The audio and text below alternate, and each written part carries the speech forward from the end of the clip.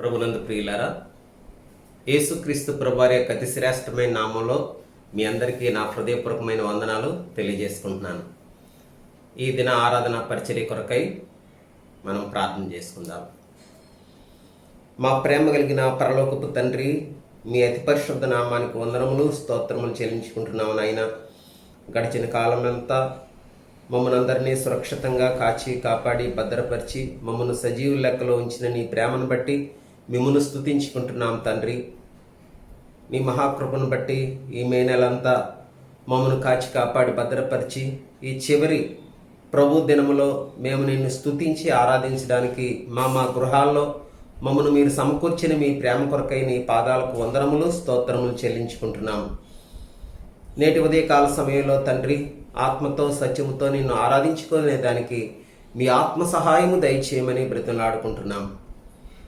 పాటల పరిచర్య ద్వారాను వాయిద్యముల పరిచర్య ద్వారా మీ నామానికి మహిమ తెచ్చుకొనండి తండ్రి. ఈ దినం వాక్య పరిచర్య చేసేటువంటి మీ యొక్క దైవదాసులను మీ సిలువు చాటును మరుగు చేసుకొని ఆరాధన వర్తమానం ద్వారా బలవర్తమానం ద్వారా నన్ను మమ్మల్ని మీరు దర్శించమని బ్రతిమలాడుకుంటున్నాం.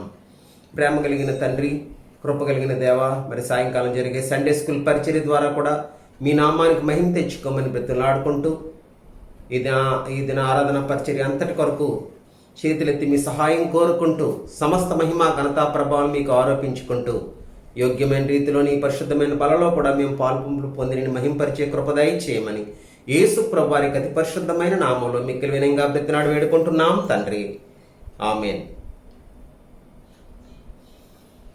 ప్రభునందు ప్రియులారా, ఈ దినం మనకి వాక్య పరిచర్య చేయడానికి షకీనా ప్రార్థనా మందిరంలో దేవుని సేవా పరిచర్య చేస్తున్నటువంటి రత్నకుమారన్ గారిని వాక్య పరిచర్య చేయమని అడగడం జరిగింది. వారు మనకి దినమందు వాక్య పరిచర్య చేస్తారు.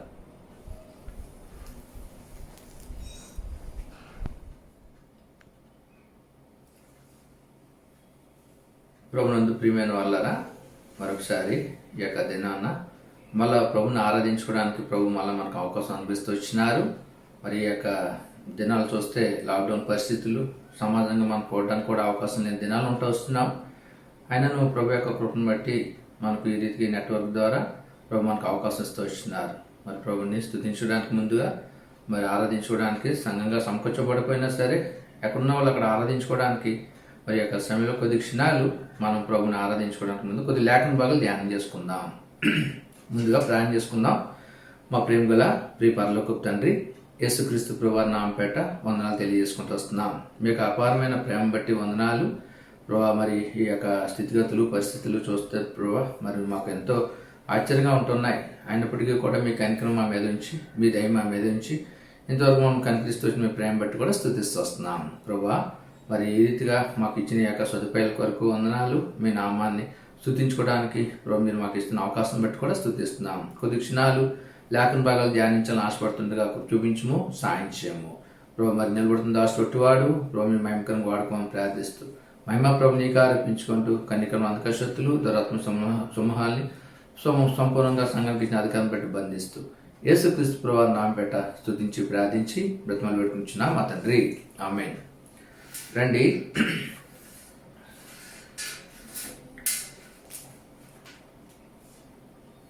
మొదటి దినవృత్తాంతాల గ్రంథము 16వ అధ్యాయము 13వ వచనం ఇలా సెలవిస్తూ ఉంది. ఆయన చేసిన ఆశ్చర్య కార్యములను జ్ఞాపకం చేసుకొనుడి. ప్రస్తుత గ్రంథంలో ఏం సెలవిస్తుందంటే, ఆయన చేసిన ఆశ్చర్య కార్యములను జ్ఞాపకం చేసుకోండి. దేవుడు మన కోసం కొన్ని ఆశ్చర్యకార్యాలు చేస్తూ వచ్చినాడు. ఇవి మనం జ్ఞాపకం చేసుకోమని పరిశుద్ధ గ్రంథం సెలవిస్తుంది.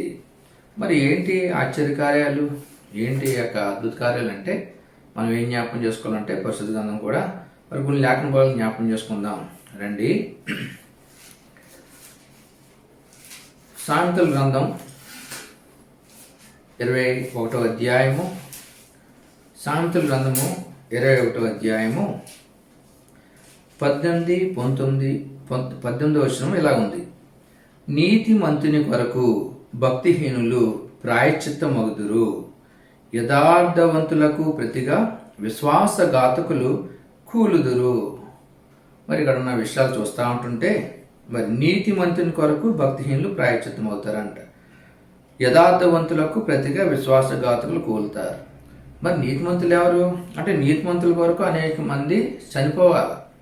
మరి నీతిమంతులు ఎవరున్నారు అని చూస్తే నిజంగా పరిస్థితిగానే చదివిస్తుంది. నీతిమంతులు లేడు, ఒకడు లేడు. మరి ఇంకా దేని వాక్యం ఏం సెలవిస్తా ఉంది? పాపం చేయకుండా నీతిమంతుడు భూమి మీద ఒక్కడైనను లేడు. మరి అంటే మరి నీతిమంతుడు ఎవడైనా ఉండాలా? దేవుడు ఒక్కడే నీతిమంతుడు. అంటే దేవుని కొరకు అందరూ చావాల, అంటే దేవుని కొరకు అందరూ కూడా చనిపోవాలి నేను చెప్పాలంటే. కానీ దేవుడు ఎంత గొప్ప దేవుడు అంటేనా, మరి యేసుక్రీస్తు ప్రభువారు ఒక్కడే నీతిమంతుడు. మరి మనం అందరం కూడా మరి ఆయన కోసం మనం చావాలి. కానీ అద్భుతం ఏంటంటే, విచిత్రం ఏంటంటే, మరి రండి చూద్దాం కొన్ని విషయాలు. పరిశుద్ధ గ్రంథం ఏం సెలవిస్తుందంటేనా, మరి రోమీయుల రాసిన పత్రిక 5వ అధ్యాయము, రోమీయుల రాసిన పత్రిక 5వ అధ్యాయంలో ఇలా సెలవిస్తూ ఉంది పరిశుద్ధ గ్రంథం. 7వ వచనం ఇలా ఉంది, నీతిమంతుని కొరకు సహితము ఒకడు చనిపోవుట అరుదు. అంటే ఇక్కడ ఏముంది? నీతిమంతుని కొరకు ఎవరన్నా చనిపోవడం నిజమే, అది జరగచ్చు, అది జరగాల. దీన్ని ఎలాగనుకుంటే ఏం పర్వాలేదు. నీతిమంతుని కొరకు సహితము ఒకడు చనిపోవట అరుదు. ఎవరినో ఒక మంచివాని కోసం, ఒక మంచి వ్యక్తి కోసం చనిపోతే మంచిదే. కానీ పరిశుద్ధ గ్రంథం ఎంత ఆశ్చర్యం, ఎంత గొప్ప దేవుడు మన పక్షంగా ఇలాంటి ఆశ్చర్యాలు చేసినాడంటే, ఇక్కడ చూస్తే కిందకి వెళ్తా ఉంటుంటే చూడండి, అయితే దేవుడు మన ఎడల తన ప్రేమను వెల్లడిపరుచున్నాడు. అయితే ఏమైంది? దేవుడు, నీతిమంతుడైన దేవుడు మన కోసం తన ప్రేమను వెల్లడి చేస్తూ వచ్చినాడు. ఏంటి ఆ ప్రేమ? ఎట్లనగా మనం ఇంకనూ పాపులమై ఉండగానే క్రీస్తు మన కొరకు చనిపోయాను. అంటే దేవుని వాక్యం చూడండి, నిజంగా మనం ఆయన కోసం చనిపోవాలి. కానీ దేవుడు ఏం చేస్తూ వచ్చినాడు? ఆయనే, ఇది ఎంత విచిత్రంగా ఉంది, దేవుడే మన కోసం తన ప్రేమ, ఎవరన్నా ప్రేమకు ప్రతిగా ఏదో డబ్బులు ఇస్తారు, వస్తువులు ఇస్తారు, ఏదో చేస్తారు. కానీ ఈయన ఏం చేసినాడంట? ఒక పాపి కొరకు యేసుక్రీస్తు ప్రభువారు చనిపోయినాడు. ఇది చాలా అద్భుతంగా ఉంది కదండి. అయితే ఇది అంతా ఒకసారి ఆలోచించుకోవాలి. నీతిమంతుల కొరకు అనేక మంది భక్తిహీనులు చావాలి, కానీ భక్తిహీనుల కొరకు, పాపుల కొరకు కదా ప్రభు చచ్చిపోయినాడు. అందుకే మనం, ఇది ఎంత ఆశ్చర్యం ఇది. అందుకే మనం ప్రభు చదివినాం కదా 1వ దినవృత్తాంతాల్లో, ఆయన ఆశ్చర్యాలు జ్ఞాపకం చేసుకోండి. ఇది ఎంత ఆశ్చర్యం కదా. యేసుక్రీస్తు ప్రభువారే మన కోసం చనిపోయినాడు, మన కోసం ప్రాణం పెడతా వచ్చినాడు. అందుకనే మరి కొన్ని విషయాలు మనం జ్ఞాపకం చేసుకుంటే పరిశుద్ధ గ్రంథంలో మరి ఇక నోవాహు కాలంలో ఏం జ్ఞాపకం చేస్తుంది? పరిశుద్ధ గ్రంథం ఏం చదివిస్తుంది? నోవాహు ఒక్కడే నీతిమంతుడు. అయితే ఇప్పుడు ఏమైంది? నోవాహు కాపాడబడినాడు, నీతిమంతుడు కాపాడబడినాడు. ఏమైంది? మిగతా జనం అంతా కూడా ఆ సముద్ర జలప్రలయంలో నశించిపోయినారు, చనిపోతా వచ్చినారు. ఇంకా దేవుని వాక్యం సెలవిస్తే దావీదు కోసం కొన్ని విషయాలు చూస్తే మరి 1వ దినవృత్తాంతాల్లోనే మరి క్షమించండి, సమూయేలు గ్రంథంలోనే ఒక మాట ఉంటుంది. సమూయేలు 2వ సమూయేలు గ్రంథంలో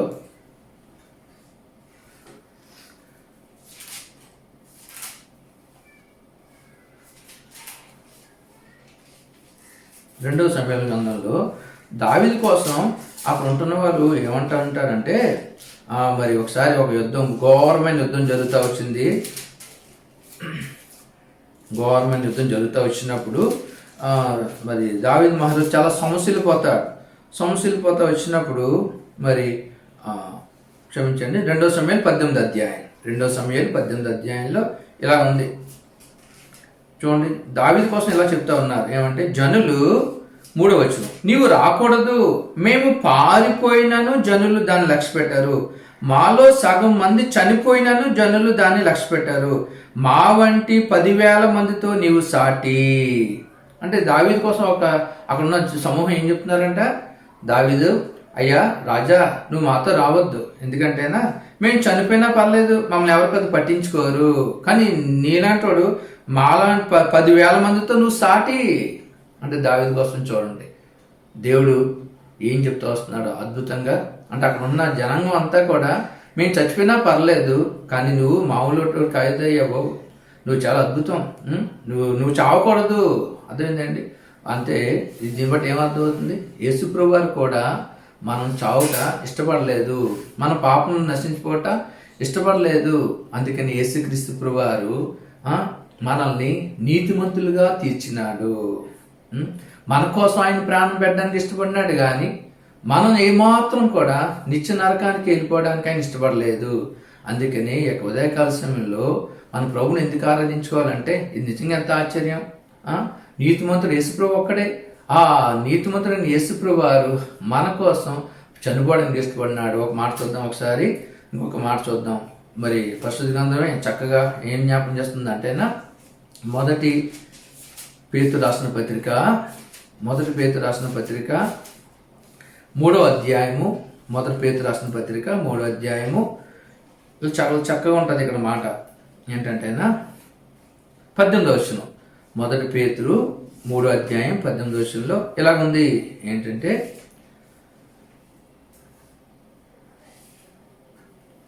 యాని అనగా మనలను దేవుని యొద్దకు తెచ్చుటకు అనీతిమంతుల కొరకు నీతిమంతుడైన క్రీస్తు శరీర విషయంలో చంపబడి. దేవుడు వాక్యం చూడండి చక్కగా ఉందో. అంటే దేవుడు ఏం చేస్తూ వచ్చినాడంట, యేసుప్రభు వారు యాలి అనగా మనలను దేవుని యొద్దకు తెచ్చుటకు అనీతిమంతుల కొరకు నీతిమంతుడైన క్రీస్తు శరీర విషయంలో చంపబడినాడు. మనందరం అనీతిమంతులం. మనందరం కూడా మరి దేవుని దగ్గరికి తేవడానికి అనీతిమంతులైన మన కొరకు నీతిమంతుడైన క్రీస్తు నీ కోసం నా కోసం చావలసి వచ్చింది, ప్రాణం పెట్టవలసి వచ్చింది. ఆయన ఈ ఊరు కదా ఇదంతా ఎందుకంటే దేవుని దగ్గరికి తేవడానికి. అంటే మనం అందరం కూడా మనం అనుకుంటాం దేవుని ఎందుకు మనం రక్షించినాడంటే ఏదో గొప్పవారు అయిపోవడానికి కాదు, ఏదో అద్భుత కార్యాలు చేసేయడానికి కాదు, ఈ లోకంలో మనకు ఏదో మంచి పేరు సంపాదించుకోవడానికి కాదు. ఏంటంటే మనం అందరం కూడా దేవుని దగ్గరికి తేవాలని నీతిమంతుడైన క్రీస్తు మన కోసం చంపబడినాడు. అంటే ఆయన చావలేదు, చంపబడ్డాడు. ఏం చేసినారు?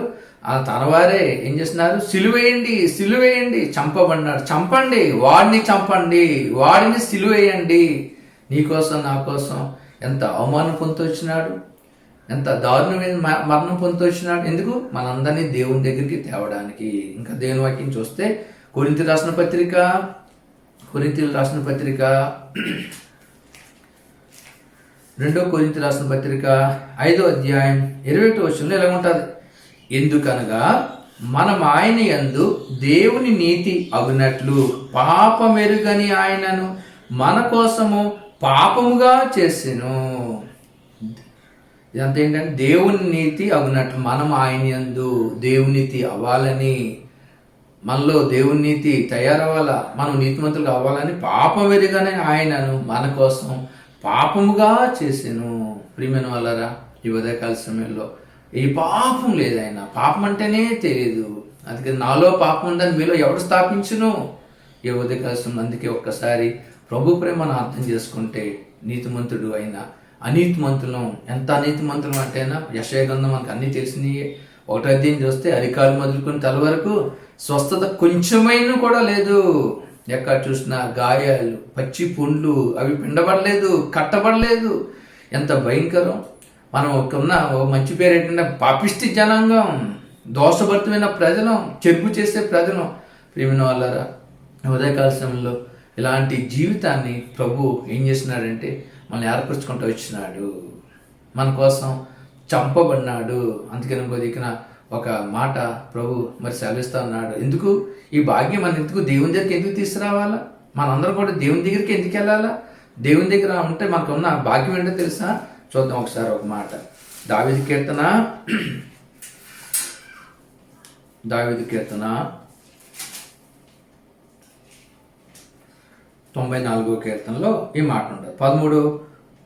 94:13 రెండవ భాగం. నీతిమంతుల కష్టదినములను పోగొట్టి వారికి నెమ్మది కలుగజేయదు. అంటే దేవుడు మన కష్టదినాలన్నీ పోగొట్టి మనకు నెమ్మది కలుగజేయాలని ఆశపడుతున్నాడు. ఉదాహరణ చూడండి, అబ్రహాము మరి పరిస్థితి చూస్తే ఎంత నెమ్మది పొందుతూ వచ్చినాడు. ఈ లోకం విడిచినాడు. ఈ లోకం విడిచిన తర్వాత మనకు తెలుసు కదా, మరి దరిద్రుడైన లాజరు చనిపోయినాడు. చనిపోయి ఎక్కడున్నాడంట? అబ్రహాము రొమ్మున ఆనుకుని ఉన్నాడు. అబ్రహాం రొమ్మున ఆనుకుని ఉన్న లాజర్ను ఎవరు చూసినారు? మరి ధనవంతుడు చూసి ఆశ్చర్యపోయినాడు, ఎంతో నెమ్మది పొందుతున్నాడు. ఎవరు? లాజరు. అంటే లాజరు నెమ్మది పొందుతున్నాడంటే అబ్రహాం ఎలాంటి స్థితిలో ఉన్నాడు అనమాట? ఎంతో నెమ్మది. ప్రియమైన వాళ్ళరా, అంటే ఇప్పుడు ఈ ధనవంతుడు ఏం కోరుకున్నాడు? అయ్యా, ఆ స్థితి చూసి మరి చిటికి నీళ్ళతో ఒక చొక్క నీరు కావాలన్నాడు. ఇక ఉదయకాల సమయంలో మనం జ్ఞాపకం చేసుకుందాం. మనం కూడా మరి ఒకరోజు ఈ లోకం విడిస్తే ఇదే నెమ్మదిని పొందుతాం, ఇదే మనశ్శాంతి పొందుతాం. మన యొక్క దుఃఖ దినాలన్నీ సమాప్తం అవుతాయి.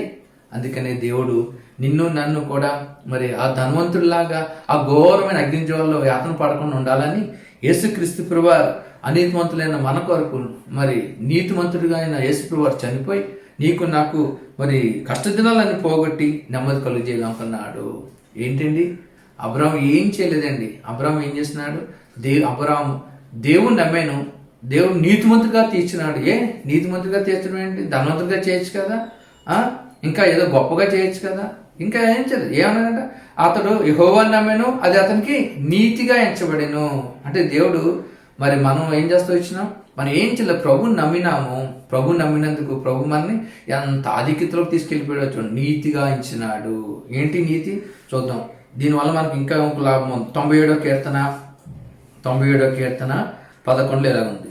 నీతిమంతుల కొరకు వెలుగును, యథార్థ హృదయాల కొరకు ఆనందమును విత్తబడి ఉన్నవి. దేవుడు మన కోసం ఏం చేస్తున్నాడంట? వెలుగును సిద్ధం చేసినాడు. యథార్థ హృదయాలకు ఆనందం ఉంది. ఒక రోజు దీన్ని అనుభవిస్తాం. ఈ దినాల్లో కూడా, ఈ భయంకరమైన కరువు దినాల్లో, ఈ కరోనా పరిస్థితుల్లో ఎంతో మంది విలువలాడిపోతున్నారు. ప్రాణం అంటే భయం, ఎంతో ఈ యొక్క కరోనాకు భయపడిపోతూ వస్తున్నారు. ఇలాంటి పరిస్థితుల్లో దేవుడు మనకు ఆనందం ఇచ్చినాడు, సంతోషం ఇచ్చినాడు. నిజంగా ఇది ఎంత భాగ్యమండి. అందుకే ప్రభుని మనం కీర్తించుకుందాం. అందుకే ఒక మాట చూద్దాం. ఇప్పుడు ఈ మాట చూసి ప్రభుని ఆరాధించుకుందాం. 140వ కీర్తన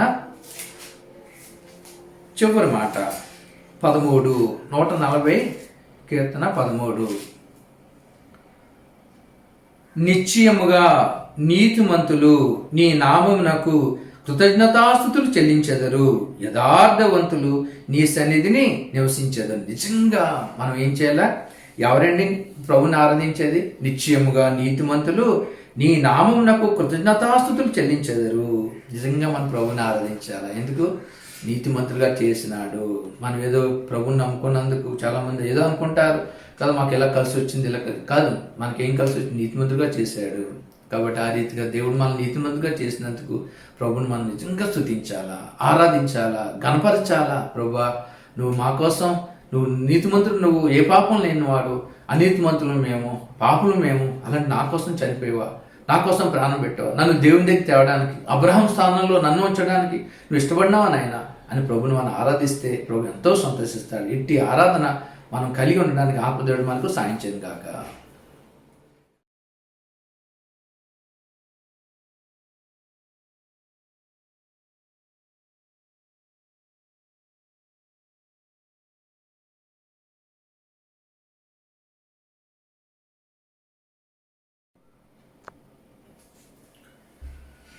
ఇంతవరకు ప్రభుని మనం మరి ఆరాధించుకోవడానికి ప్రభు మనకు ఎంతో సాయం చేస్తూ వచ్చినారు. అందుకు ప్రభు వందనాలు. మరి కొద్ది క్షణాలు మరి దేవుని యొక్క లేఖన భాగాలు వింటూ మన యొక్క జీవితాన్ని ఒకసారి పరీక్షించుకోవడానికి ఆత్మనిర్మాణం సాయం చేయండి గాక. రండి, ఆదికాండము 6వ అధ్యాయం.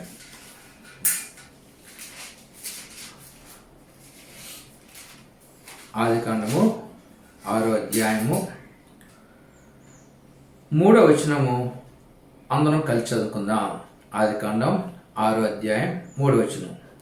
అప్పుడు యెహోవా, నా ఆత్మ నరులతో ఎల్లప్పుడూ వాదించదు, వారు తమ అక్రమ విషయంలో నరమాతులై ఉన్నారు, ఆయనను వారి దినములు 120 ఏండ్లగును నన్ను. అలా ఇంకొక మాట చూసుకుందాం.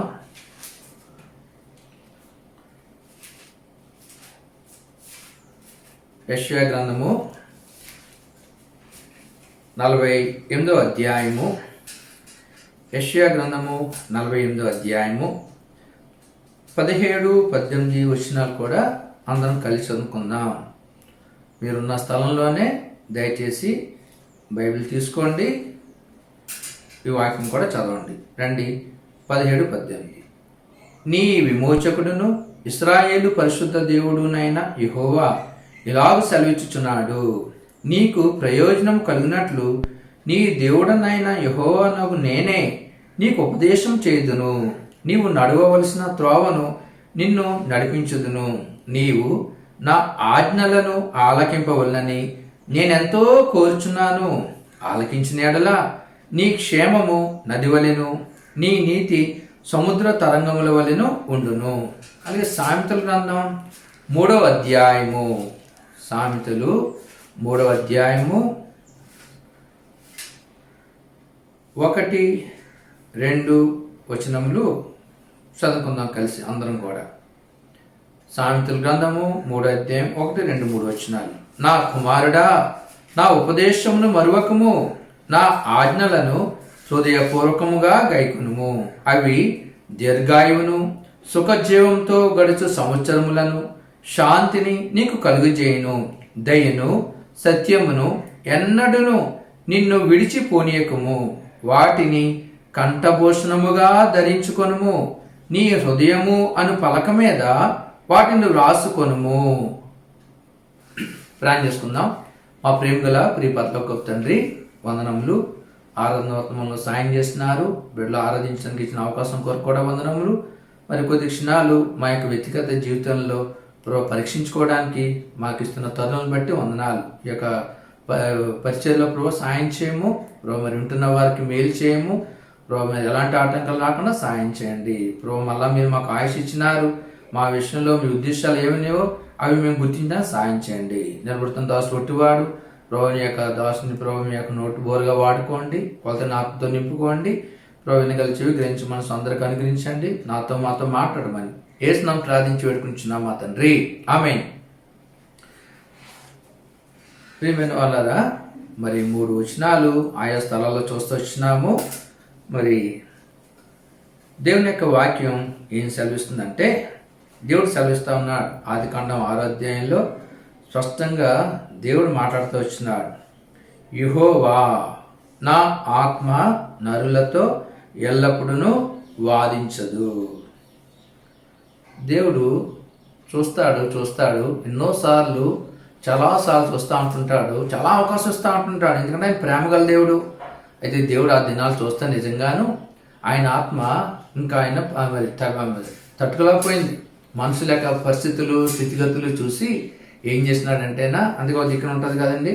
మరి దావీదు కీర్తన 50వ కీర్తనలో చివరి వచనాలు చాలా స్పష్టంగా ఉంటాయి. దావీదు కీర్తన 50వ కీర్తన చివరి వచనాలు చాలా బాగుంటాయి చక్కగా. చూడండి, ఇక్కడ మాటలు చూస్తే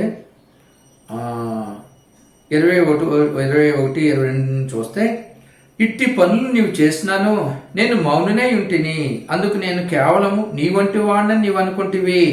అయితే నీ కన్నుల ఎదుట ఈ సంగతులను నేను వరుసగా ఉంచి నేను గద్దించేదను. దేవుని మర్చివారులారా, దీన్ని యోచించుకొనుడి. లేని యెడల నేను మిమ్మల్ని చీల్చివేదును, తప్పించేవాడు ఎవడనూ లేకపోవను. అంటే ఇక్కడ ఉన్న విషయాలు ఏం చేస్తున్నాయి? ఆయన ఎంతో ప్రేమ గల దేవుడు, చాలా ఓపిక ఊర్మి కలిగిన దేవుడు అయినప్పటికీ ఏమైతే వచ్చిందండి, ఇక్కడ పరిస్థితులు చూస్తే చివరకు నేను మరి చీల్చేసే పరిస్థితులు ఏర్పడుతూ వచ్చినాయి. ఇక్కడ కూడా మనకి ఏం జ్ఞాపకం చేస్తుంది? దేవుని ఆత్మ ఎల్లప్పుడూ కూడా నరులతో వాదించదు. అందుకనే దేవుడు తను సృష్టించిన సృష్టి అంతటిని కూడా నోవహు కాలంలో నోవహు ఒక్కడే యెహోవా దృష్టి అందు గొప్ప పొందినవాడు. ఆయన చెప్పినాడు, నోవహు ఇంకా ఈ ప్రజలను నేను ఇసిగాను, కాబట్టి నా సన్నిధి అంతం వస్తుంది, కాబట్టి నువ్వు చక్కబెట్టుకో, నీవు నీ కుటుంబం ఒక వాడను తయారు చేసుకోండి, నేను ఈ యొక్క మరి ఆ భూమిని అంతటి నాశనం చేస్తాను జలప్రలయం ద్వారా. మరి 80 మాత్రమే వాడు తయారు చేసుకున్నారు, వాళ్ళకి వెళ్తూ వచ్చినారు. ఈ 80 మాత్రమే రక్షించబడినారు. మిగతా అందరూ కూడా ఏమవుతూ వచ్చినారు? జలప్రలయంలో కొట్టుపోతూ వచ్చినారు. అంటే దేవుని యొక్క ఆత్మ నరులతో ఎల్లప్పుడూ వాదించదు. అందుకనే ఈ దినాల్లో కూడా మనం కూడా ఈ పరిస్థితులన్నీ ఎందుకు చూస్తున్నామంటే, ఒకసారి మనం జ్ఞాపకం చేసుకోవాలా, ఇవన్నీ ఒకసారి తలంచుకోవాలా. దేవుడు మనకు పరిశుద్ధ గ్రంథం ఇస్తా వచ్చినాడు. మనం కూడా మన యొక్క మరి పరిస్థితులు గమనించి మనం కూడా ఏం చేసుకోవాలా?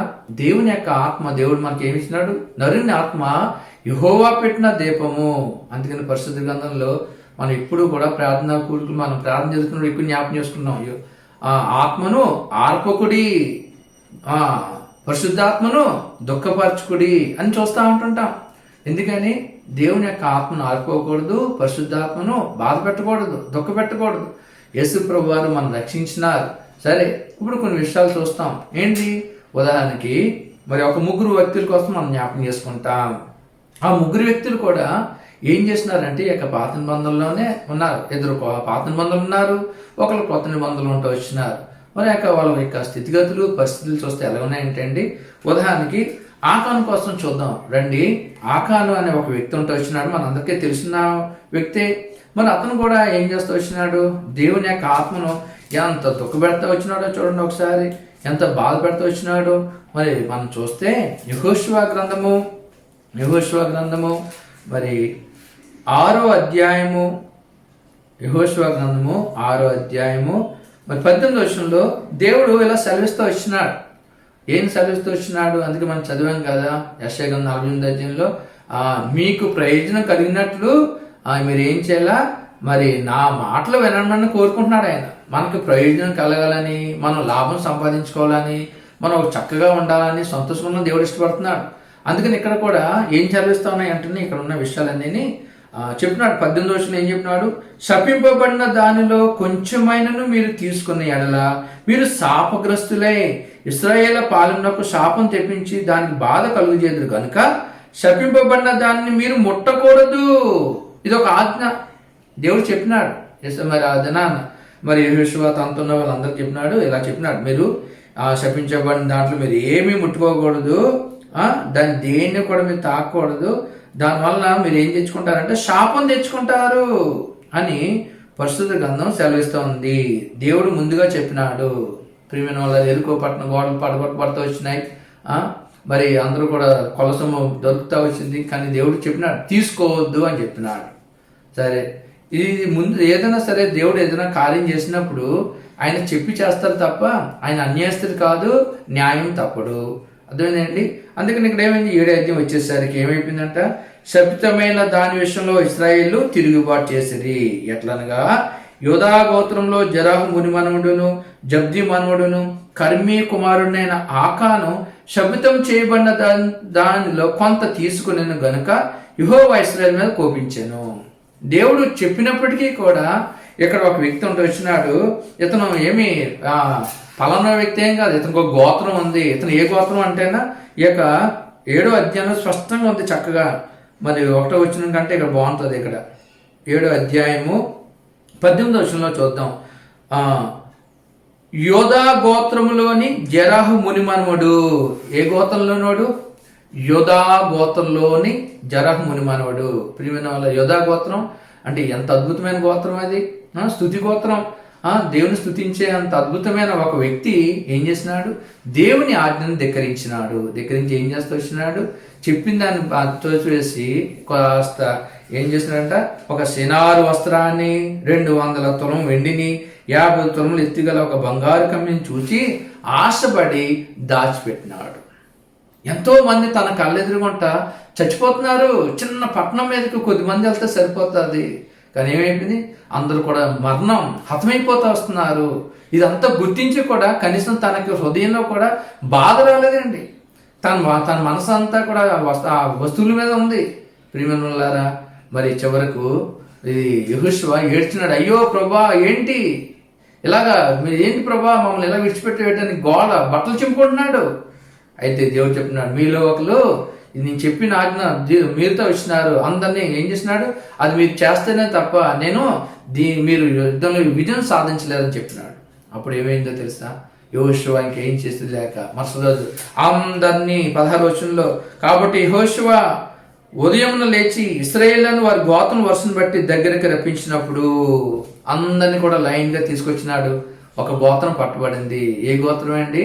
అన్య గోత్రం కాదు ఇది కదా, లోకంలో కాదు కదా. ఎక్కడి నుండి పాపం మొదలైంది? దేవుని బిడ్డల్లో నుండే పాపం మొదలైంది. యోధా గోత్రం పట్టబడింది. చూడండి ఎంత భయంకర మాట. యోధా గోత్రము పట్టబడింది. ఇప్పుడు ఏమైంది అడిగినాడు, అందరినీ నిలబెట్టినా సరే చివరికి అయ్యగారు పాపం చెప్తలేదు చేసిన తప్పు, చివరికి దొరికినప్పుడు పట్టుకున్నప్పుడు చెప్తున్నాడు, అయ్యో నేను ఎలా చేస్తాను ఎలా చేస్తున్నాను. ఇప్పుడో ఒప్పుకోవాలా, కానీ పట్టబడినప్పుడు చెప్పినాడు, నేను ఇలా చేశాను, ఇలా దాచిపెట్టాను, ఇలా ఆశించానని. తప్ప మరి అంతా తీసుకెళ్ళినారు, ఆ డాలా దగ్గరికి వెళ్ళినారు, ఆ దాచిపెట్టినంతా తీసుకున్నారు. ఇప్పుడు ఏమైపోయింది అండి, తాను ఒక్కడే చచ్చాడా? మొత్తం తన భార్య, తన బిడ్డలు, తన కుమారులు, తన పశువులు, పాపం వాళ్ళు ఏం చేశారు? ప్రియమైన ఒక్క తప్పు ద్వారా అందరికీ నష్టం వచ్చింది. అంటే వీళ్ళందరూ కూడా ఏం చేస్తుంటారు? ఏకీభవించారు. ఈ యొక్క దినాల్లో కూడా ఈ కరోనా పరిస్థితులు, ఈ యొక్క లోకంలో ఉంటున్న ఈ పరిస్థితులు కూడా కదా, మనం ఎవరో కోసం మనం ఆలోచించిన అవసరం లేదు. యోధా గోత్రం ఎలాగైతే ఆ దినాలు పట్టబడిందో మన ద్వారా మనం కూడా ఈ యొక్క దగ్గర పరీక్షించుకోవాలా. మనమే దేవుని బిడ్డలమైన మన ద్వారానే నష్టం. దేవుని బిడ్డలమైన మనమే ఒకసారి ఆలోచన చేసుకోవాలా. మందిరంలో పాటలు పాడుతుంటాం కదా, దేవుని మందిరంకి వస్తూ ఉంటుంటాం, దేవుని మందిరంలో ఎంతో సంకోచపడుతుంటుంటాం కదా, మనం కూడా పట్టబడుతున్నాం. ఈ యొక్క ఉదయకాల సమయంలో ఒకసారి జ్ఞాపకం చేసుకుంటే ఆకాన్ ఎంత మరి అద్భుతమైన వంశంలో ఉన్నాడండి, ఎంత మంచి గోతంలో వచ్చినాడు. అటువంటి గోతంలో ఉన్న ఒక వ్యక్తి పట్టుబడి ఏమైపోయినాడు? తన కుటుంబాన్ని అందరికీ నష్టం తెచ్చినాడు. ఒకటి. ఇంకొక వ్యక్తి కోసం చూసుకుందాం. మనందరికీ తెలిసిన వ్యక్తే. మరి చూస్తే సంసోను. అంటే దేవుడు వీళ్ళందరినీ కూడా తను ఒక ప్రత్యేకమైన కోణంలో ఒక్కొక్కరిని ఏర్పాటు చేసుకుంటే ఏం చేసినాడు? సంసోను కోసం కూడా చూస్తే సంసోను నా కొరకు నాజీరు చేయబడ్డాడు, దేవుని పని కొరకు ప్రతిష్ఠించబడ్డాడు. ఎవరు? సంసోను. అయితే ఇప్పుడు ఏమైపోయింది?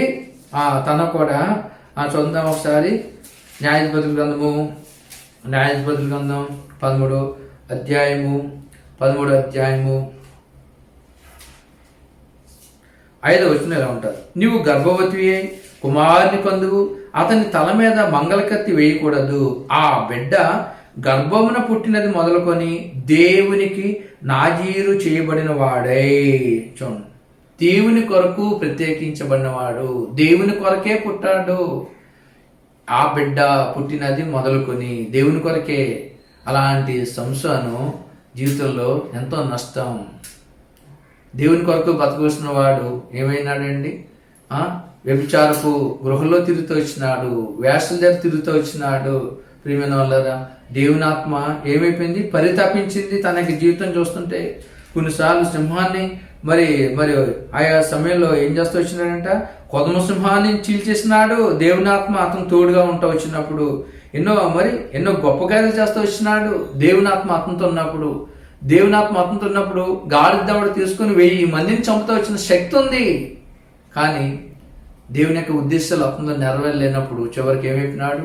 వ్యభిచార గృహంలో వెళ్ళటం ద్వారా దేవుని ఆత్మ ఏమైందంటేనా 20 వచనం 16వ అధ్యాయము న్యాయాధిపతులు 20 వచనం చూస్తే, ఆమె సంసోను, ఫిలిష్తీయులు నీ మీద పడుచున్నారనగా అతను నిద్ర మేలుకొని ఎప్పటి ఎట్లు నేను బయలుదేరి విడజిమ్ముకుందును అనుకున్నాను. అయితే యెహోవా తనను ఎడబాసనని అతనికి తెలియలేదు. నా యెహోవా నా ఆత్మ ఎల్లప్పుడూ నరులతో వాదించదు. ప్రియమైన వాళ్ళారా, దేవుడు ఎన్నోసార్లు సంసోను ద్వారా గొప్ప కార్యాలు చేయించుకున్నాడు. కానీ ఇప్పుడు దేవుని ఆత్మ ఏమైపోయింది? విడిచిపెడేసినాడు దేవుడు. చివరికి ఏమైపోయినాడు? గుడ్డోడు అయిపోయినాడు, చివరకు చచ్చిపోయినాడు. అందుకని పరిస్థితి గ్రంథం సెలవిస్తుంది, నీకు ప్రయోజనం కలిగినట్లు కదా. దేవుడు ఏం చెప్తూ వస్తున్నాడంటే, యెషయా గ్రంథం చెప్పినాడు కదా, నీవు నా ఆజ్ఞను ఆలకింపవాలని నేను ఎంతో కోరుచున్నాను.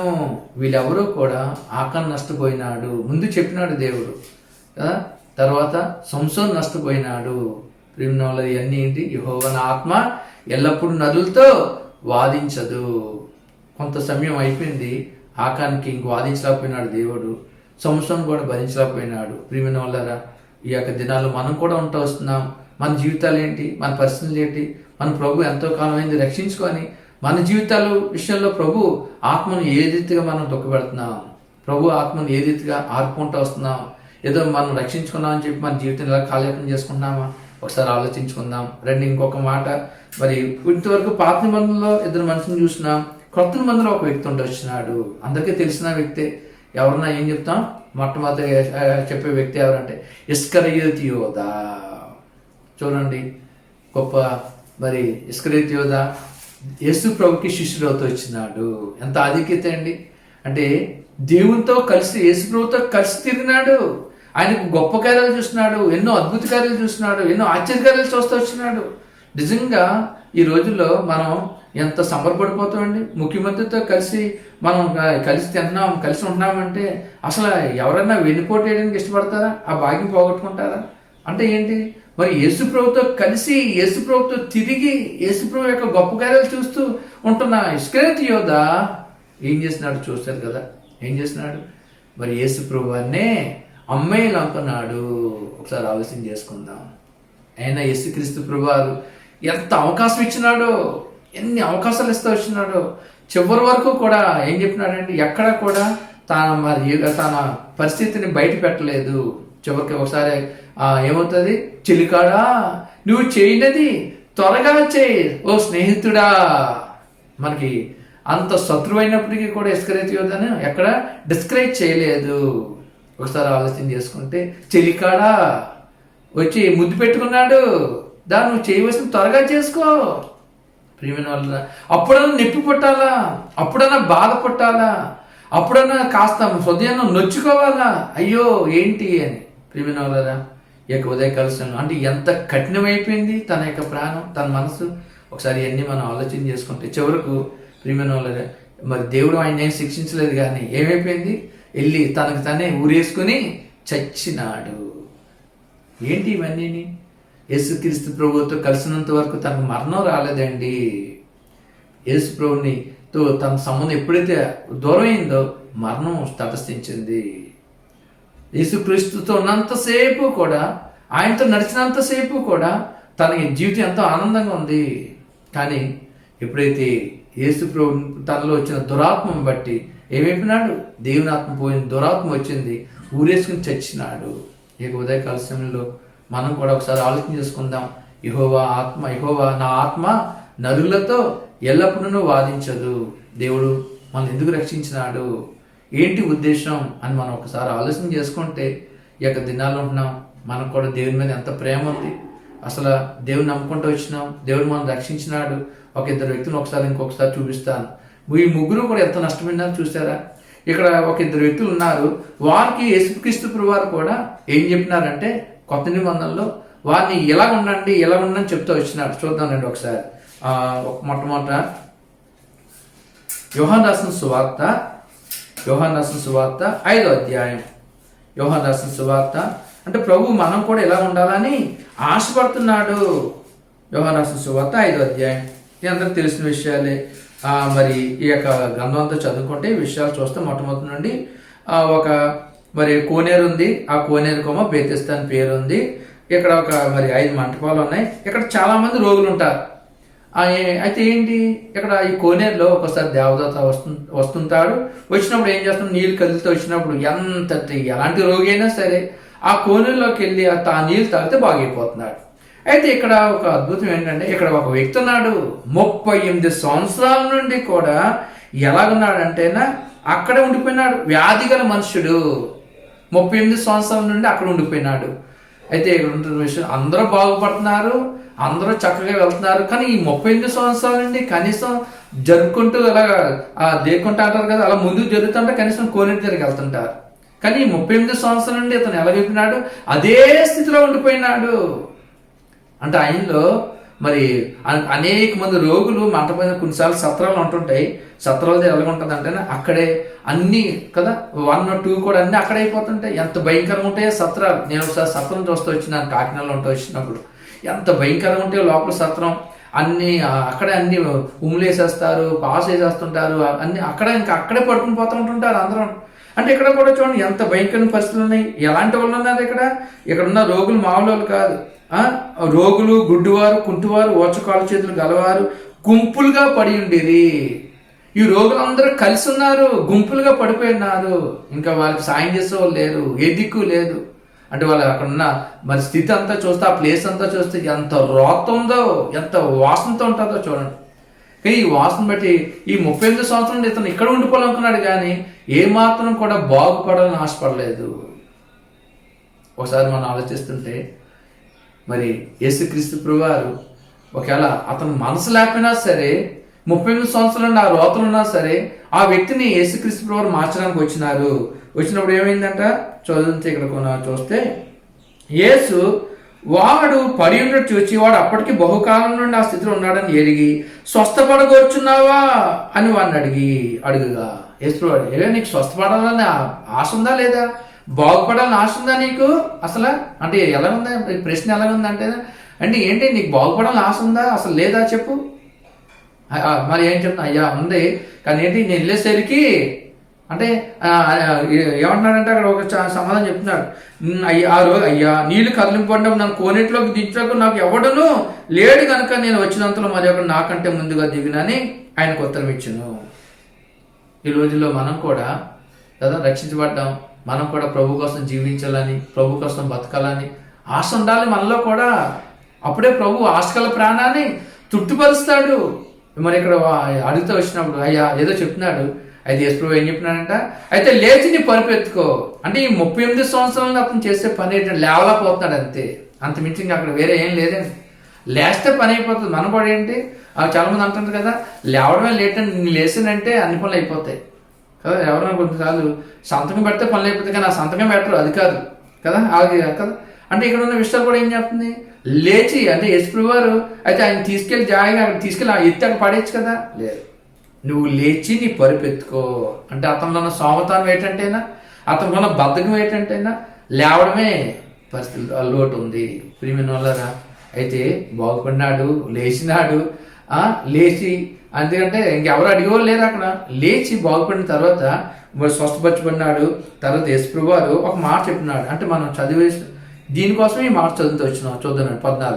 అటు తర్వాత యేసు దేవాలయంలో వాడిని చూచి ఇదిగో స్వస్థత నొందితివి, మరి ఎక్కువ కీడు నీకు కలుగుకున్నాడు, ఎక్కువ పాపం చేయకు. దీనికోసమే ఈ విషయాలు చూస్తూ వచ్చినాం. అంటే యేసు ప్రభువు అతనికి ఏం చెప్పినారు, ఇదిగో నువ్వు చక్కగా బాగుపడ్డావు, 38 సంవత్సరాల నుండి నీ జీవితం ఎంత భయంకరమైన దుర్భరస్థితి ఉందో తెలుసా, కాబట్టి అంత భయంకర స్థితి నుండి నువ్వు బాగుపడ్డావు.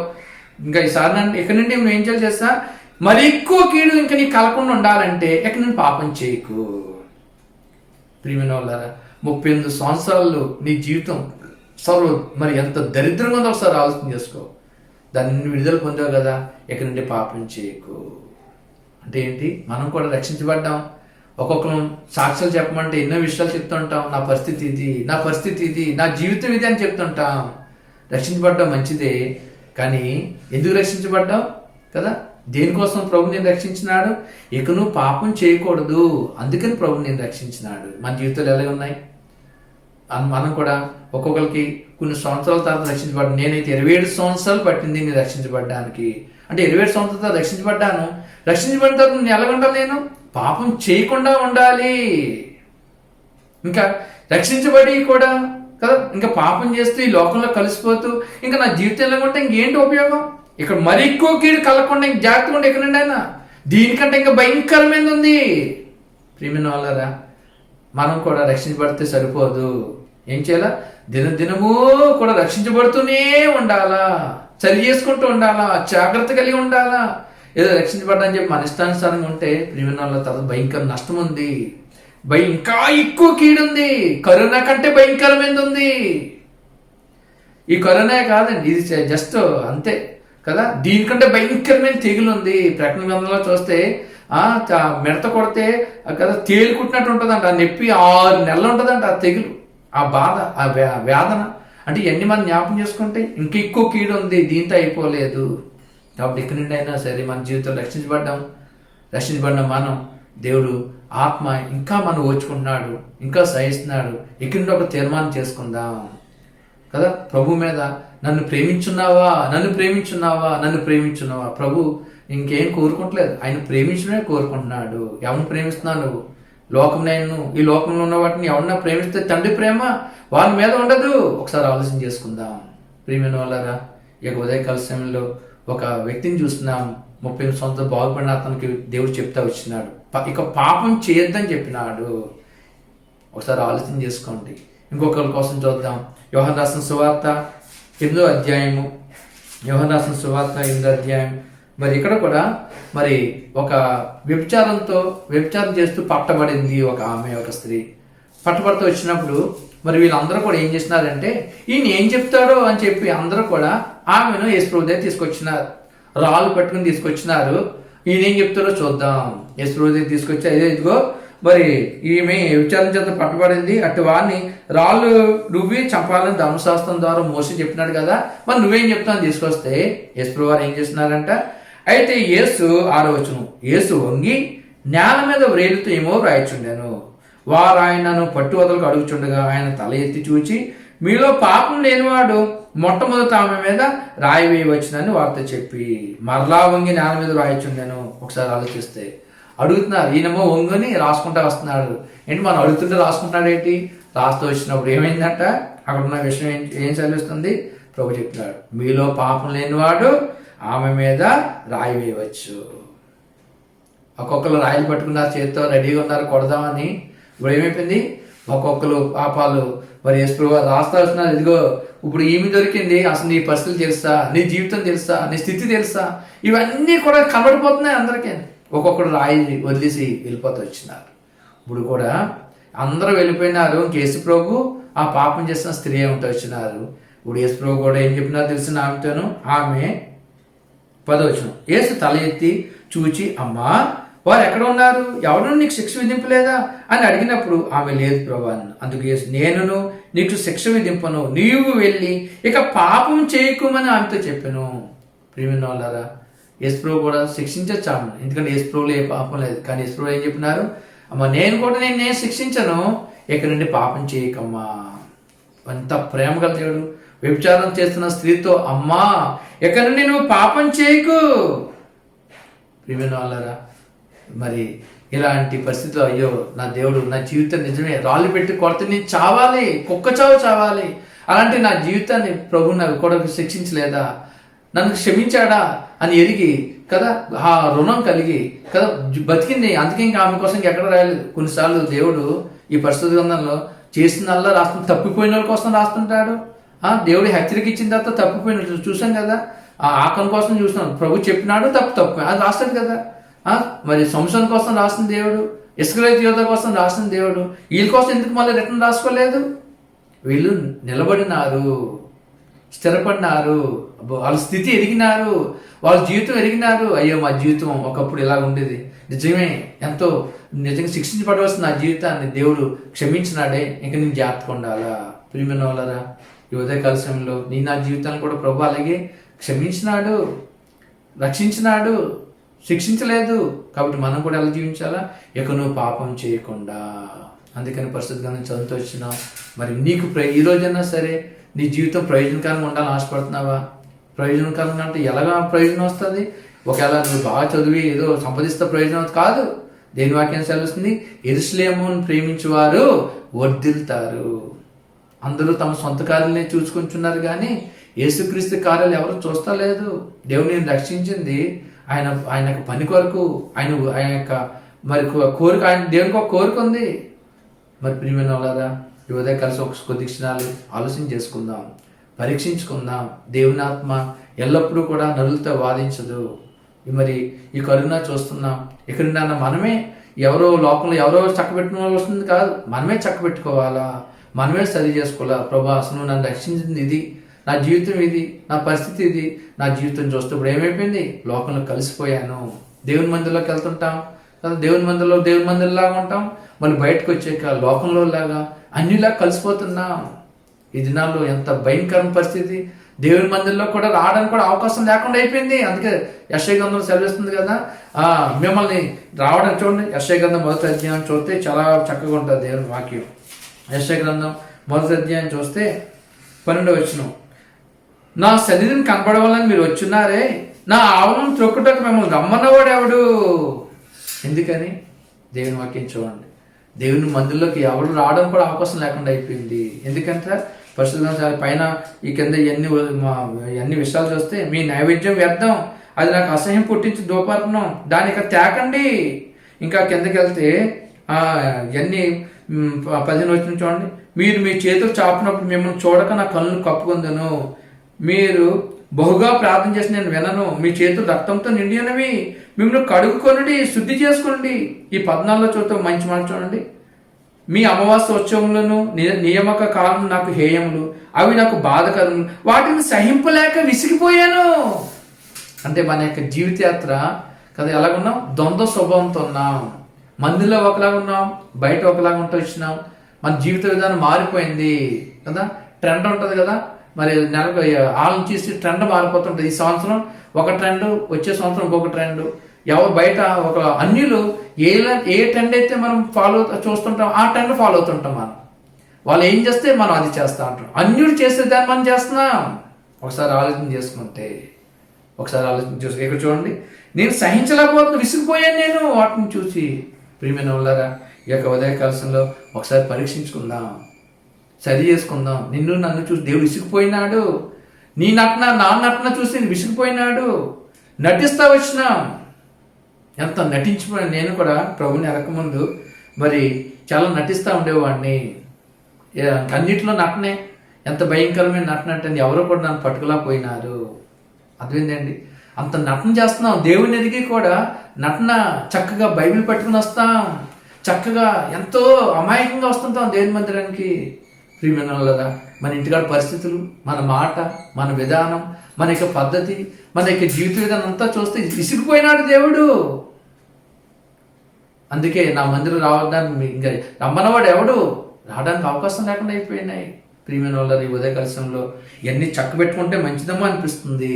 అందుకే ఈ మాట చూడండి 18, యెహోవా ఈ మాట సెలవిచ్చున్నాడు, రండి మన వివాదం తీర్చుకుందాం. మీ పాపం రక్తం వల్ల ఎర్రనివైనను అవి హిమం వల్లే తెల్లవగును, కెంపు వల్ల ఎర్రనివైనను అవి గొరిపొచ్చి వల్ల తెల్లనివగును. రండి వివాదం తీసుకుందాం. ఈ కరోనా పరిస్థితుల్లో దేవుడు మనకి ఎందుకు ఇచ్చినాడు తెలుసా? ఈ అవకాశం వివాదం తీర్చుకోవడానికి ఇచ్చినాడు, చక్క పెట్టుకోవడానికి ఇచ్చినాడు. కుటుంబంగా చక్క పెట్టుకుందాం. ప్రభుతో మన జీవితం ఎలాగుంది, ఆయన ఎంత బాధ పెట్టినాం, ఎంత దుఃఖ పెట్టినాం కదా, ఎంత నటిస్తా వచ్చినాం. వీటన్నిటిని సరి చేసుకుందాం. రండి, ఎక్కడికి పెద్ద మనం ఎలా వస్తుందా, ప్రభుదే సరి చేసుకుందాం, కుటుంబంగా సరి చేసుకుందాం కదా. ఎన్నిసార్లు కనీసం మరి ఎన్నిసార్లు కుటుంబ ప్రయాణం చేసుకుంటూ వచ్చినాం. కనీసం బైబిల్ చదివిన దినాలు ఉన్నాయా? అసలు డైలీ వాకింగ్ చదివిన దినాలు ఉన్నాయా? కుటుంబంగా కలిసిన పరిస్థితులు ఉన్నాయా? ఒకసారి ఇవన్నీ ఒకసారి పరీక్షించుకుందాం. ఒకసారి ఆలోచన చేసుకుందాం. ఇవన్నీ ఒకసారి చక్కబెట్టుకుందాం. ఇవన్నీ ప్రభు చూస్తున్నాడు మన జీవితం. ప్రియమైన వాళ్ళారా, ఇవన్నీ ఒకసారి చూసుకుని సరి చేసుకుంటే మంచిదేమో అనిపిస్తుంది. ఒకవేళ ఇప్పుడైనా సరే రమ్మన్నాడు కదా, వద్దాం, ప్రభు దగ్గరకు వద్దాం. ఏదైతే నష్టపోయినామో, ఏదైతే ప్రభుకు వేరుగైపోయినామో, ఏదైతే ప్రభుని దుఃఖపెట్టినామో వాటన్నిటిని చక్కబెట్టుకుని ప్రభు దగ్గరికి వచ్చి, ప్రభువా నిజమే, ఇది నా జీవితం. ఇంకా ఆనాడైతే ఆకరణ కుటుంబంతో నాశనం అయిపోయింది, సంసన్ నాశనం అయిపోయినాడు, ఇస్కరీతు ఉద్దేశం తెచ్చినాడు. మనం ఇంకా బతుకున్నామంటే దేవుని కృప అనుకోవాలా. అంటే ఇంకా బతికిస్తూ వచ్చినాడు. ఏ రోగం రాకుండా ఈ భయంకర దినాల్లో మన కుటుంబాల్లో, మన యొక్క బంధువుల్లో ఎవరికి కూడా ఏ అపాయం రాకుండా మనం ఇంకా సంరక్షించినాడంటే ఎంత భాగ్యం ఇది. నిజంగా ఏమైనా వస్తే ఏం చేసుకుందాం? దేవుని కృప ఉంది ఇంకా మన మీద. అది దిక్కున 2 కొరింథీ రాసిన పత్రిక మరి 6వ అధ్యాయంలో ఒక మాట ఉంటుంది. 2 కొరింథీ రాసిన పత్రిక 6వ అధ్యాయం మొదటి వచనంలో ఈ మాట ఉంటుంది. 2 కొరింథీ 6వ అధ్యాయం మొదటి వచనం చూడండి, మంచి మాట. మొదటి వచనం, కాగా మేము ఆయనతోటి పనివారమై మీరు పొందిన దేవుని కృపను వ్యర్థం చేసుకోవద్దు. ఇంకా కృపను పొందుకుంటూ వచ్చినారు ఈ దినాల్లో. ఆ కృపను వ్యర్థం చేసుకోకండి. ఇంకో దిక్కున ఏం చెప్తాడు తెలుసా? పత్రికలో యోహాను పత్రిక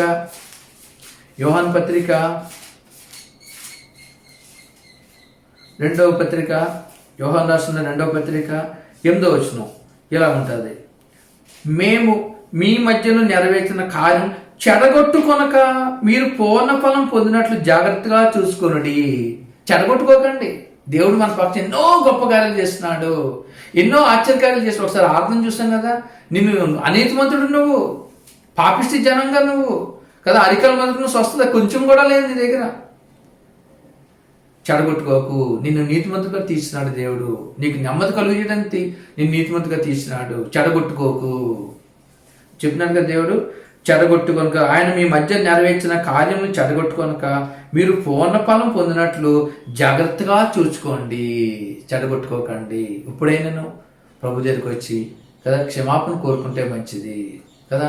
అందుకని ఉదయకాల సమయంలో ఒక మాట చదివినప్పుడు యెషయా గ్రంథం 1వ అధ్యాయము 19వ వచనం, యెషయా గ్రంథం 1:19 మంచి మాట ఉంది. మీరు సమ్మతించి నా మాట వినని ఎడల మీరు భూమి యొక్క మంచి పదార్థములను అనుభవింతురు.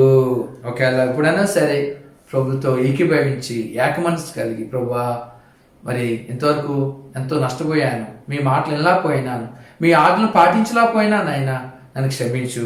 ఆయన మాట వింటే భూమి యొక్క మంచి పదార్థం ప్రభు ఇస్తాడు. లేకపోతే ఏమవుతుందంటే 20 సమ్మతింపగా తిరగబడిన ఎడల నిశ్చయముగా మీరు ఖడ్గం పాలవుదురు, యెహోవా ఇలాగుననే సెలవిచ్చున్నాడు. సమ్మతించకపోతే మీ ఇష్టం, ఆయన ఏం చేసేది లేదు. ఎవరు మిమ్మల్ని కాపాడలేరు. ఏ నరుడు కూడా మిమ్మల్ని కాపాడలేడు. మనల్ని ఏ డాక్టర్ కూడా కాపాడు, ఎవరు కాపాడు, పాస్టర్ కూడా మిమ్మల్ని కాపాడు. ఈ రోజులో ఎవరు కావాలి, నాకు నేనుగా మీకు మీరుగా మనం అందరం కలిసి ప్రభు దగ్గర సమ్మతించి ఆయన మాట వింటే మంచిది. అందుకే దేని వాక్యం చదివినాం కదండి, యెషయా గ్రంథం 48వ అధ్యాయము, యెషయా గ్రంథము 48వ అధ్యాయము 17వ వచనం. నీకు ప్రయోజనం కలిగినట్లు నీ దేవుడైన యెహోవానగు నేనే నీకు ఉపదేశం చేదును, నీవు నడవలసిన త్రోవను నిన్ను నడిపించుదును, నీవు నా ఆజ్ఞను ఆలకింపవాలని నేనెంతో కోరుచున్నాను. ఆ రోగంతో ఉంటాను 30 సంవత్సరాల రోగితో చెప్పిన పాపం చేయొద్దు అని చెప్పినాడు. పాపం వ్యభిచార స్త్రీకి చెప్పినాడు, నువ్వు ఇక పాపం చేయకు అని చెప్పినాడు. ప్రియమైన వాళ్ళారా, మరి చేయొద్దని చెప్పినాడు, అలాగ ఉంటే మంచిదని చెప్పినాడు. ఆకని నష్టపోయినాడు, సంస్థను నష్టపోయినాడు, ఇస్కరియోతు నష్టపోయినాడు. కాబట్టి ఈ ఇద్దరు కూడా ఏం చేసి వాళ్ళకి చెప్పినాడు, వాళ్ళు బాగుపడినారు. మనం కూడా ఈ ఉదయకాలం మనతో కూడా చెప్తా వస్తున్నాడు. మనం ఆయన మాట విందాం, ఆయనకు లోబడదాం, సమ్మతించి ఆయన మాట వింటే గనక చక్కగా మంచి జీవితం ఈ భూమి మీద మరి మన ఎందుకు ప్రభు రక్షించినాడో అది మనం అనుభవిస్తాం. ఎక్కడుండైనా సరే మరి గత దినాల్లో మరి ఎన్నిసార్లు దేవుని మందం దూరం అయిపోయి ఒకసారి ఆలోచించుకో. ఈ రోజుల్లో అంటుంటారు కదా, మరి చేతుల కాలంలో ఆకులు పట్టుకుంటే ఏంటో ఉపయోగం కదా, దేవుడు మందిరం అంటే ఏంటో ఉపయోగం. దేవుడు నీకు ఎన్నో అవకాశాలు ఇస్తూ వచ్చినాడు, ఎన్ని కూడికలు మిస్ అయిపోతూ వచ్చినావు కదా, ఎన్ని మరి పరిచయాలు మిస్ అయిపోతూ వచ్చినావు, ఎన్నిసార్లు ప్రభు బలం దూరం అయిపోతూ వచ్చినావు. ఒకసారి ఆలోచన చేసుకో. ప్రభు నీకు ఎంతో అవకాశం ఇస్తూ వచ్చినాడు ఒకప్పుడు కదా. ప్రభు ఎంతో నా సన్నిధి నిలిచే భాగ్యం నీకు ఇస్తానన్నాడు. ఆ భాగ్యం నీకు ఇస్తే నువ్వు చెడగొట్టుకుంటూ వచ్చినావు, అదన్నావు ఇదన్నావు కదా, ఎంతో సోమర్థనం చూపిస్తూ వచ్చినావు, మొండు శోభను చూపిస్తూ వచ్చినావు, వీళ్ళన్నావు, బంధువులు అన్నావు, పెళ్ళి అన్నావు, పండగలు అన్నావు, ఎన్నిసార్లు దొంగగా ఉంటూ వచ్చినావు దేవుని సన్నిధిలో. ఈరోజు నీకు రావడానికి అవకాశం లేదు. ఈ దినాలు ఏడిస్తే ఏంటో ఉపయోగం, కన్నీరు కాస్తే ఏంటో ఉపయోగం. ఇప్పుడైనా సరి చేసుకో. రాబోయే దినాలన్నా ప్రభు నీకు అవకాశం ఇస్తే ఈ పరిస్థితిని చక్కబెడితే ఏమో తెలియదు ఎలాగుంటుందో. మరి ఇక్కడి నుండి అయినా సరి చేసుకుని ప్రభా, ఎన్నోసార్లు అవకాశం ఉంటూ వచ్చినప్పుడు బైబిల్ స్టడీ మానేస్తున్నాను, సంఘ ప్రార్థన మానేస్తున్నాను, మందిరం మానేస్తున్నాను, ఎన్నోసార్లు మధ్యలో వెళ్ళిపోయిన పరిస్థితులు ఉంటున్నాయి, ఎన్నిసార్లు ఆలస్యంగా వచ్చిన పరిస్థితులు ఉంటున్నాయి. అసలు దేవుని మందిరంలోకి వచ్చి పాటలు పాడిన పరిస్థితులు ఎన్నో ఉన్నాయి, ఆరాధన చేయని పరిస్థితులు కూడా ఉన్నాయి. అసలు సంవత్సరంకి ఎన్నిసార్లు ఆరాధన చేస్తే ఒకసారి ఆలోచన చేసుకో. అసలు ప్రభుని ఆరాధించిన రోజులన్నీ ఒకసారి జ్ఞాపకం చేసుకో. అసలు ప్రభుని ఆరాధించిన దేవుని సన్నిధిలో అసలు నువ్వు ఎప్పుడు ప్రార్థన చేస్తావు ఒకసారి ఆలోచన చేసుకో. లెక్కలేసుకోండి ఇవన్నీ కూడా, ఆత్మీయంగా పరీక్షించుకోండి. మీరు విశ్వాసం కలవారు ఉన్నారో లేదో ఒకసారి మిమ్మల్ని మీరు శోధించి చూసుకోండి. ఒకసారి మీ విశ్వాసం అంత ఇప్పుడు తేటతలం అయిపోతుంది కదా. మరి ఎవరైనా పరీక్షలో ఎగ్జామ్ రాస్తే రిజల్ట్స్ వస్తాయి కదా, పాస్ బాగా రాస్తే రిజల్ట్ వస్తుంది, పాస్ అయినట్టు. ఇప్పుడు మీరు కూడా పరీక్షించుకోండి, మార్కులు మీరే వేసుకోండి. ఇంటికాడ కూర్చోండి. ఎన్నిసార్లు రొట్టి ఇస్తున్నావు, ఎన్నిసార్లు దేవుని మందిలో ప్రార్థన చేస్తూ వచ్చినావు, ఎన్నిసార్లు ప్రభు సంఘంలో ఆరాధిస్తూ వచ్చినావు, ఇవన్నీ ఒకసారి ఆలోచన చేసుకుంటే ఎంత సిగ్గు. ప్రియమైన వాళ్ళారా, ఇప్పుడైనా పరీక్షించుకుంటే మంచిది, సమ్మతిస్తే మంచిది, లోబడితే మంచిది కదా. దేవుని ఆత్మ ఎల్లప్పుడూ ఏమీ వాదించదు. ఆయనతో మరి ఆయనతో పోరాడగల నరుడెవడు? ఆయన ఎవరిని ఓడించగలదు చెప్పండి? సృష్టి అంతా ఆయన చేతిలో ఉంది. కాబట్టి ఉదయకాలం చర్య చేసుకుందాం, చక్కబెట్టుకుందాం. ప్రభా నన్ను క్షమించు, మీ సన్నిధి ఎన్నోసార్లు నష్టపోయినాను, అదన్నాను ఇదన్నాను వాళ్ళన్నాను. దేవుని వాక్యం ఏం చెప్పినాడు, నాకంటే ఎక్కువ మీరు ఎవరిని ప్రేమించిన నాకు పాత్రలు కారని చెప్పినాడు. కాబట్టి ఈ యొక్క ఉదయకాల సమయంలో సరి చేసుకొని ఆయన మాటకు లోబడి ఆయన ఆత్మను దుఃఖపెట్టిన విధానం బట్టి సరి చేసుకుంటే మంచిది. అప్పుడు ప్రభా మా పరిస్థితి ఇది, ఈ దినాలు నన్ను బట్టి నష్టం. ఇక్కడ నన్ను నా కుటుంబం ప్రార్థన చేసుకుంటాం, కుటుంబరాన్ని చేసుకుంటాం కదా, మీ వాక్యం చదువుకుంటాం, మీ మందిరం ప్రేమిస్తాం, మీ మందిరాన్ని ప్రేమిస్తాం. మందిరం కోసమే ప్రభు మనం రక్షించినాడు. ఒకవేళ వారిని తీర్మానం చేసుకుంటే రాబోయే దినాల్లో మళ్ళా మంచి దినాలు, అందుకే దేని వాక్యం ఉంది కదండి, మాట చదివి నేను ముగించేస్తాను. పేతురు రాసిన పత్రిక 1 పేతురు ఓ మంచి మాట ఉంటుంది, చాలా చక్కగా ఉంటుంది మాట. 10వ వచనంలో ఇలా ఉంటుంది. 1 పేతురు 3:10. జీవమును ప్రేమించి మంచి దినములు చూడగోరు వాడు చెడ్డదాన్ని పలుకకుండా తన నాలుకను, కపటము మాటలు చెప్పకుండా తన పెదవులను కాచుకొనవలెను. అతడు కీడు నుండి తొలగి మేలు చేయవలెను, సమాధానమును వెతికి దాన్ని వెంటాడవలెను. ప్రభు కన్నులు నీతిమంతుల మీదను, ఆయన చెవులు వారి ప్రార్థనల వైపునను ఉన్నవి గాని ప్రభు ముఖము కీడు చేయవారికి విరోధంగా ఉన్నది. 13వ వచనం. మీరు మంచి విషయంలో ఆసక్తి గలవారైతే మీకు హాని చేయవాడెవడు? ఇవన్నీ ఒకసారి మంచి దినాలు మళ్ళా నువ్వు చూడాలని ఆశ ఉంటే ఈ తీర్మానం చేసుకో. నీ జీవితాన్ని మార్చుకో, సరి చేసుకో, చక్కబెట్టుకో. ఈ ఖాళీ సమయాలు నిష్ఠాంతాన్ని బతకడానికి కాదు. ఈ యొక్క లాక్డౌన్ పరిస్థితులు నీకు నువ్వే వ్యక్తిగతంగా సరి చేసుకుంటావని, వ్యక్తిగతంగా ప్రభుత్వ సంబంధం కలిగి ఉంటావని, ఇప్పుడైనా బైబిల్ చదువుతావని, ఇప్పుడైనా ధ్యానిస్తావని, ఇప్పుడైనా సరే ప్రభు యొక్క ఇష్టం నెరవేరుస్తావని దేవుడు నీకు ఇచ్చినాడు. నీ ఇష్టం నెరవేర్చుకోవడానికి దేవుడు ఇవ్వలేదు.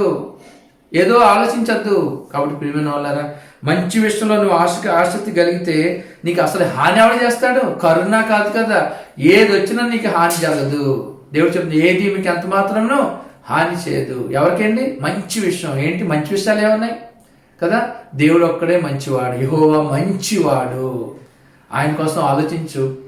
ఆయన పరలోక రాజ్య సంగతులు, అందుకని ఆత్మ సంబంధమైన విషయంలోనూ ఆసక్తితో అపేక్షించుడి అని 14:1 కొరింథీ రాసిన పత్రికలో ఉంటాయి. ఆత్మ సంబంధమైన సంగతులు.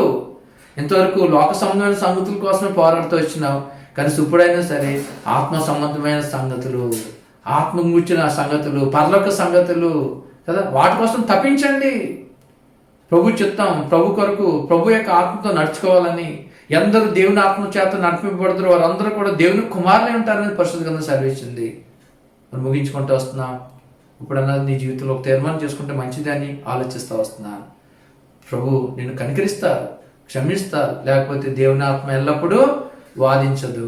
మరి ఆయన ఆత్మ గనక ఒక్కసారి గనక సహించలేకపోతున్నాడు. ఆయన నా జీవితం చూసి, మన ద్వంద్వ స్వభావం చూసి, మన యొక్క నటన జీవితం చూసి ఓర్చుకోలేకపోతున్నాడు. ప్రియమైన వాళ్ళారా, ఇస్కరియోతులా నష్టపోవద్దు, ఆకలిలాగా నష్టపోవద్దు కదా, తన సంవత్సరంలో నష్టపోవద్దు. ఒక ప్రత్యేకమైనగా ఈ రోజు నుండి తీర్మానం ప్రార్థన చేసుకుందాం. కళ్ళు మూసుకోండి. కొద్ది క్షణాలు మౌనంగా ఎప్పుడన్నా సరి చేసుకోవడానికి దేవుడు మంచి అవకాశం ఇస్తున్నాడు. ఈ మంచి సమయంలో ప్రభుని వేడుకోండి. ఆయన మీకు సమీపంగా ఉన్నాడు. ఎంతో సమీపంగా ఉన్నప్పుడు దూరం చేసుకున్నాం. యెహోవా దేవుడు దొరికినప్పుడు దూరం చేసుకున్నాం, వేడుకలేకపోయినాం, ప్రార్థన చేయలేకపోయినాం. ఇప్పుడన్నా సరే ఆయన నేను దూరం చెప్పినాడు, నేను సమీపంగా ఉండేవాడినైనా దూరం కూడా ఉంటున్నాను. నీ దూరంగా ఉండేవాడిని కాదు, సమీపంగా ఉంటానన్నాడు. మళ్ళీ ఆయన తీసుకొచ్చుకోండి సమీపంగా కదా. మరి ఆయనతో సహవాసం కలిగి ఉండండి. మనం కూర్చున్నా, లేచినా కదా, మాట్లాడినా, ఏ పని చేసుకున్నా సరే ప్రభుతోనే సంబంధం కలిగి ఉండండి. అప్పుడు దేవుని కార్యాలు చూస్తాం. తమ దేవుని ఎదుగు వారు బలం కలిగి గొప్ప కార్యాలు చేస్తున్న వాగ్దానం నీ పక్షంగా నెరవేరాలంటే ఈరోజు తీర్మానం చేసుకో. కళ్ళు మూసుకొని ప్లాన్ చేసుకుందాం.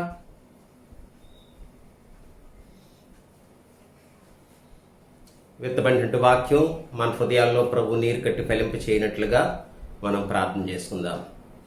మా ప్రేమ కలిగిన పరలోకపు తండ్రి, మీ అతి పరిశుద్ధ నామానికి వందనాలు, స్తోత్రాలు చెల్లించుకుంటున్నాం నాయన. మీ దాసుని ద్వారా మాకు అనుగ్రహించిన ప్రతి లేఖనము కొరకై నీ పాదాలకు వందనాలు చెల్లించుకుంటున్నాం నాయన.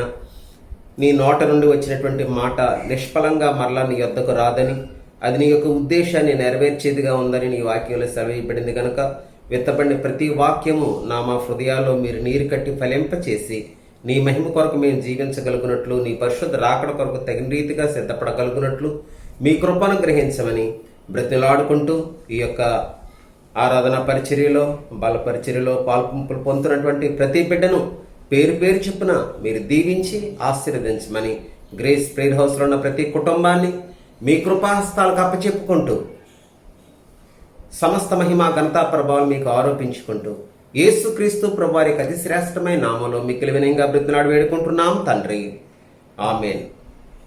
తండ్రి అయిన దేవుని ప్రేమ, కుమారుడైన యేసుక్రీస్తు ప్రభువారి యొక్క కృప, పరిశుద్ధాత్మ దేవుని యొక్క అన్యోన్య సహవాసము ఇక్కడ చేరిన మనందరికీ తోడుగా ఉండి సహాయం చేయనుగాక. ఆమేన్.